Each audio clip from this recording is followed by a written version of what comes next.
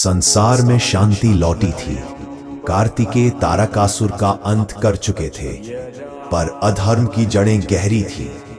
तारकासुर के 3 पुत्र तरक्ष, कमलाक्ष और विद्युन्माली अपने पिता की मृत्यु से विचलित नहीं हुए, बल्कि और अधिक अहंकारी हो गए। वे तप करने लगे। तीनों ने ब्रह्मा जी को प्रसन्न किया। ब्रह्मा प्रकट हुए और बोले, वर मांगो वत्सों, हमें 3 अचल नगर मिले, एक स्वर्ग में, एक पृथ्वी पर और एक पाताल में। वे कभी नष्ट न हो, केवल तब नष्ट हों जब कोई एक बाण से तीनों को एक साथ भेद दे। ब्रह्मा चिंतित हुए, पर उन्होंने वरदान दे दिया।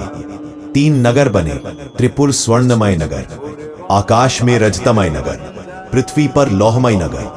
पाताल में तीनों नगर उड़ते रहते थे, कभी एक रेखा में नहीं आते थे। केवल एक दिन, हजारों वर्षों में तीनों नगर एक सीध में आते थे। यही त्रिपुरासुर की रक्षा थी।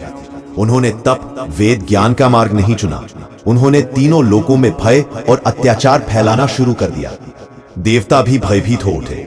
त्रिपुरासुर किसी अस्त्र से नहीं मर सकते थे, केवल शिव के एक बाण से, और वह भी तभी जब तीनों नगर एक सीध में हो। देवताओं ने ब्रह्मा और विष्णु के साथ मिलकर शिव से विनती की, हे देवों के देव, केवल आप ही त्रिपुरासुर का अंत कर सकते हैं। शिव मौन थे। पार्वती ने पूछा, प्रभो, क्या आप फिर युद्ध करेंगे? शिव बोले, ये युद्ध केवल राक्षसों से नहीं, ये अहंकार से है, जो धर्म का मुखौटा पहनकर चलता है। शिव ने युद्ध की घोषणा नहीं की, बल्कि शिव धनुष तैयार करवाया। यह कोई साधारण धनुष नहीं था, यह था समय का धनुष। धनुष मेरु पर्वत से बना था। डोरी वासुकी नाग की थी। बार स्वयं अग्नि, वायु, सूर्य और चंद्र का संयुक्त तेज था।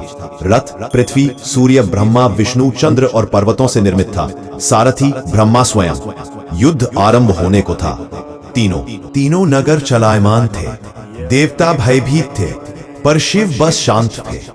अब जब त्रिपुर एक रेखा में आएंगे, तब एक ही बाण से तीनों नगरों का अंत होगा।